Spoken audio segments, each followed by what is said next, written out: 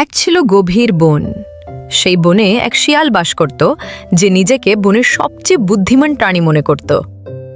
একদিন বনের ধারের একটা পুকুর পাড় দিয়ে যাওয়ার সময় সে দেখল একটা ব্যাঙ মনের সুখে গাল ফুলিয়ে গান গাইছে।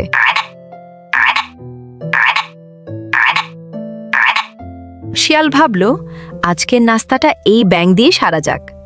সে পা টিপে টিপে ব্যাঙের কাছে গিয়ে ঝপ করে তাকে ধরে ফেলল। ব্যাঙ দেখল তার আয়ু তো শেষ, কিন্তু সে মোটেই ঘাবড়ে গেল না।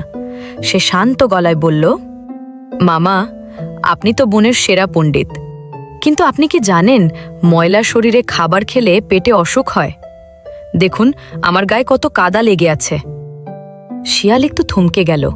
সে ভাবল, কথা তো ঠিক, পেট খারাপ হলে তো মুশকিল। সে জিজ্ঞেস করল, তা এখন কি করা যায়? ব্যাঙ বলল, খুব সহজ।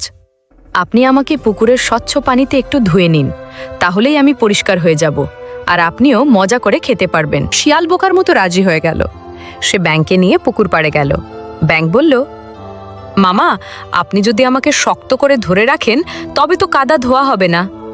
আপনি আমাকে পানির ওপর আলতো করে রাখুন, আমি ঝটপট হাত পা নেড়ে কাদা পরিষ্কার করে নিচ্ছি। শিয়াল যেই না ব্যাঙকে পানির ওপর আলতো করে রাখল, ব্যাঙ এক লাফে পুকুরের অনেক গভীরে চলে গেল। গভীর পানিতে গিয়ে ব্যাঙ মাথা বের করে বলল, শিয়াল মামা, বুদ্ধি তোমার আছে জানি, কিন্তু আমার জীবন বাঁচায় এই পুকুরের পানি। আজকের মতো আসি মামা, টাকটা। শিয়াল পুকুর পাড়ে দাঁড়িয়ে নিজের বোকামির জন্য আফসোস করতে লাগল।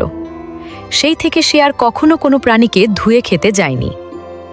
গল্পের শিক্ষা: বিপদে কখনো ধৈর্য হারাতে নেই। বুদ্ধি খাটালে বড় বড় বিপদ থেকেও মুক্তি পাওয়া সম্ভব।